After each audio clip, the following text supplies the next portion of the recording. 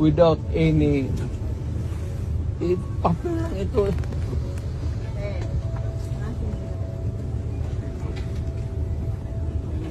You better go back to them and have the legal. Wala, for what? I am a citizen of this country, a former president, and you show me a piece of paper and you're asking me to go with you? Abogado ka? Hindi po. Ay, tawagan mo yung abogado mo. Tol, si Alex.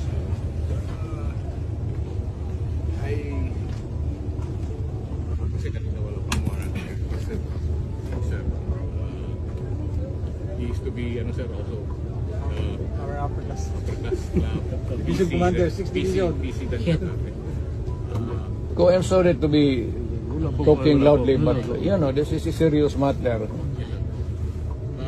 They just transmitted to me, sir, a copy of the... Kanina, sir, nire-request ko na pagbigyan lang kayo